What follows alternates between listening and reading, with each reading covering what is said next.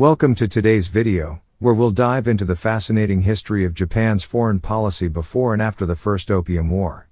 We'll explore how the Tokugawa shogunate's isolationist policy shaped Japan's interactions with the world and how the Opium War sparked a shift in Japan's approach to global affairs.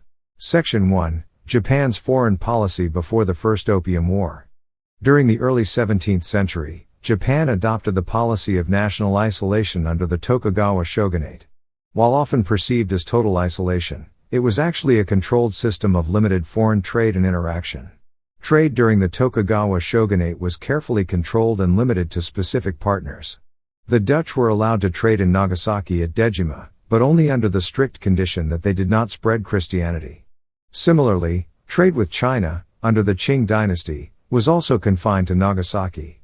Relations with Korea were managed through the Tsushima domain, which facilitated both diplomacy and commerce. The Ryukyu kingdom was indirectly governed by the Satsuma domain, which oversaw its interactions with Japan. Lastly, trade with the Ainu people of Ezo was conducted through the Matsumi domain, ensuring centralized control over these exchanges. In the 19th century, Western ships began appearing near Japanese waters. This led to the implementation of the order to repel foreign vessels in 1825, mandating the immediate expulsion of foreign ships through military force. Despite isolation, Japan selectively embraced Western knowledge through Dutch studies.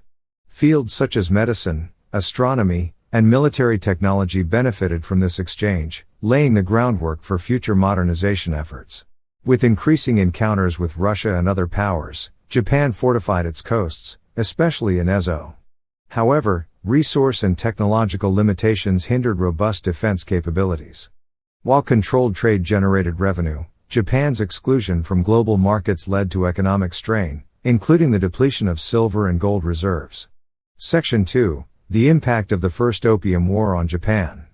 The Opium War, fought between Britain and the Qing dynasty, ended with China's defeat and the signing of the Treaty of Nanking. This conflict profoundly influenced Japan's perception of Western powers and their threat to East Asia. In response to the shifting geopolitical landscape after the Opium War, the Tokugawa shogunate took several significant measures to adapt. Recognizing the ineffectiveness of outright hostility, it repealed the order to repel foreign vessels and introduced the order to provide fuel and water to foreign ships, signaling a cautious move toward de-escalation. At the same time, coastal defenses were strengthened with the construction of batteries in strategic locations like Edo Bay, while northern territories, including Ezo, received heightened military attention to counter the Russian threat. The Opium War also underscored the importance of Western military technology and governance, prompting Japan to deepen its study of Western knowledge through Dutch sources. This led to the adoption of Western-style military training and shipbuilding, ensuring that Japan was better prepared for future conflicts. Diplomatically, Japan began reassessing its foreign relations, acknowledging the need to engage more directly with Western powers. While cautious, there was growing recognition of the limitations of isolation in a rapidly changing world. Domestically, these changes triggered ideological debates.